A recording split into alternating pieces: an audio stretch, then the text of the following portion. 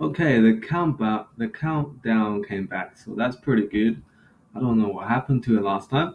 Well, today we're going to be, this tutorial, I gotta stop saying today because no one cares. This tutorial, I'm gonna be covering exception. So this is a sum up of everything we have learned over the last 3 or 2 lessons, and it's just putting this to practical use, and we're going to be learning just one more new thing, but it's super easy to remember.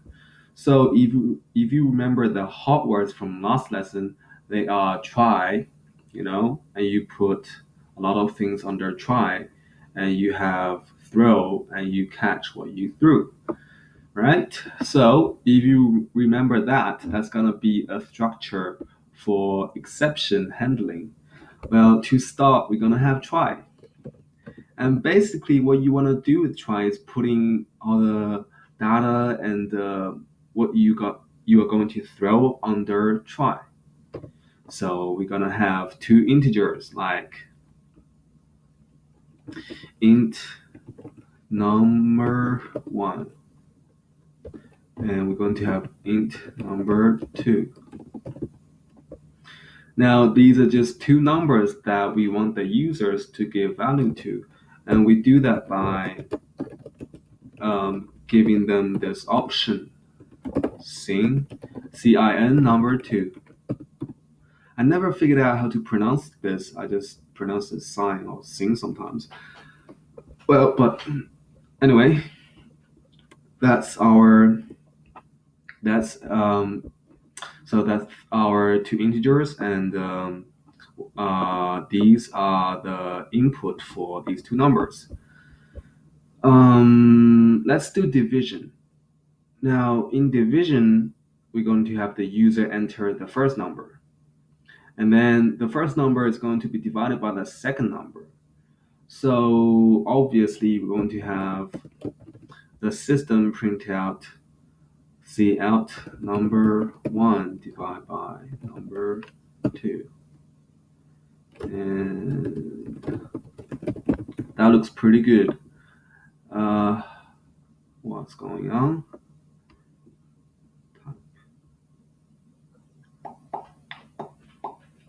Right. Cause it's a try it's a try. So I haven't finished throwing and catching stuff. All right, that's cool. That's cool. Now, if you remember, another thing that's also under try, we have the if statement. So, if you know math, we can't divide anything by zero. The computer is going to freak out. If you have a calculator, the calculator is going to freak out. So, we're going to in our program, um, we're going to make an error message when the user tries to enter zero for the second number. And this is pretty easy to do. If number two equals zero, what's going to happen next is, what the heck, guys? Huh, that's better. What? Oh yeah, that's right. That's right. Okay. So what's going to happen next? We're going to if number two equals zero.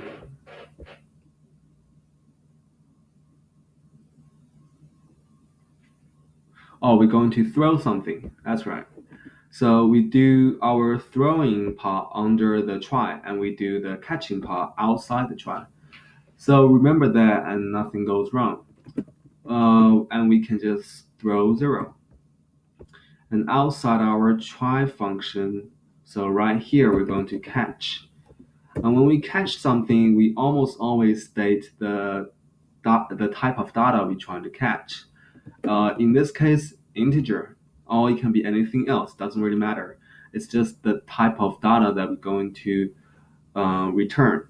So what's happening here? We are throwing zero, and imagine that this function is catching the zero that we just threw, and the zero is inputted into x. So now x equals zero. You'd see what. Hold on a second. What the heck? What happened to that quotation mark? That's pretty weird. All right. So we're going to print out C out X error message and then X error message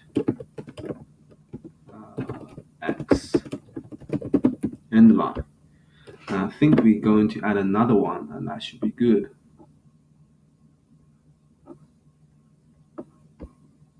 Okay, so now since I haven't entered anything to inform the audience, the user to enter the first and the second number, I was quite confused at first.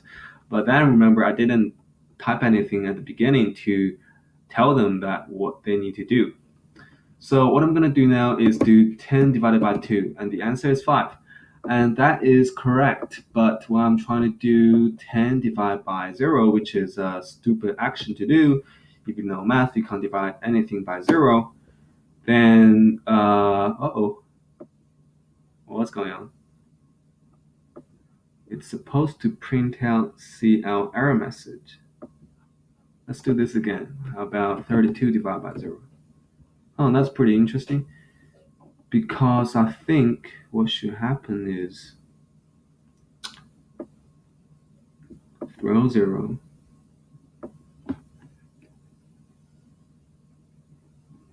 32.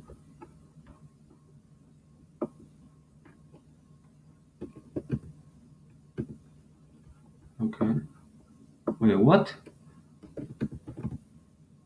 Huh? Oh, because yeah, right. We're returning integers. Right. Let's do that again. 99 divided by 0. I don't know why it's saying stop working, but what about let's pause the video. All right, just figured out what went wrong before.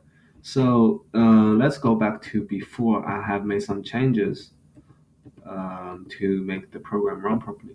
So this was basically what I had before. Notice that this line was coming before that line.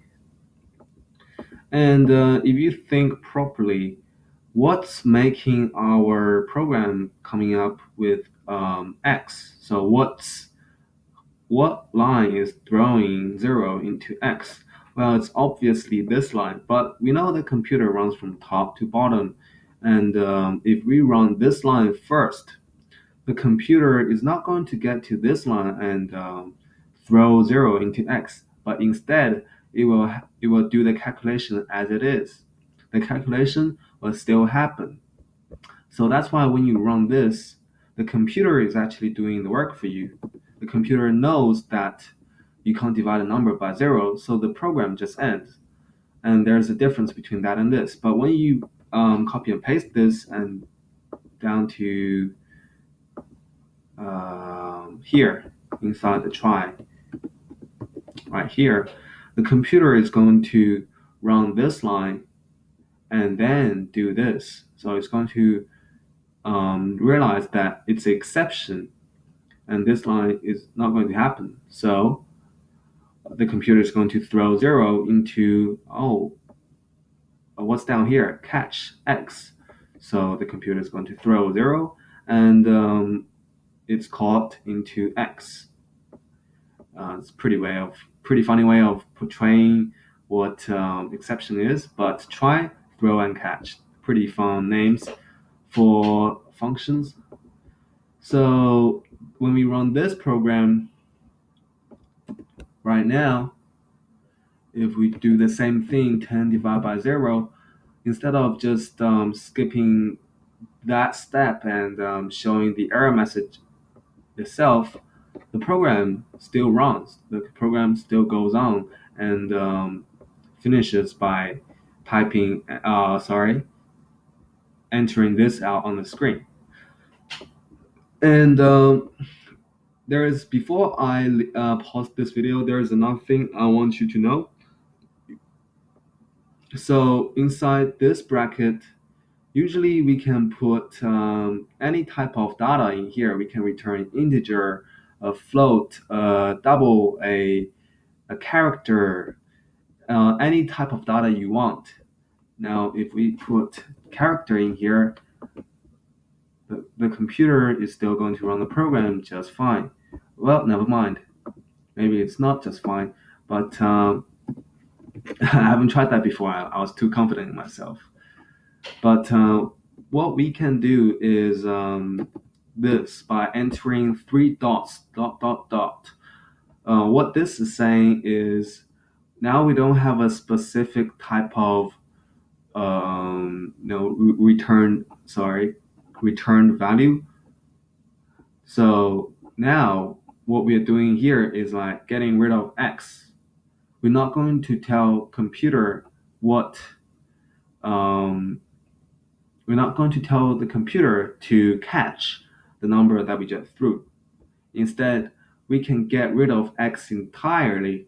So if I run this like that, the computer is going to go, we don't have an x up here, but we do have one down here.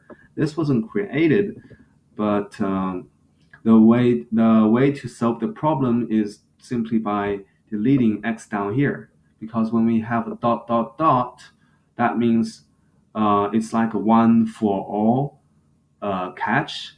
So no matter what you throw here, you can always put this and be lazy. So when we run this, the computer shows you can't. It's meant to be can't spell. You can't divide by. And what we can do instead of entering x as a integer, we can just type it out on the screen. This is just a simpler way of doing the same thing. And usually you're gonna see us entering dot dot dot a lot more often than int x or double x or character x, because this one is simpler, easier to work with, and easier to get your head around. All right, that's exception, and that's basically everything you need to know.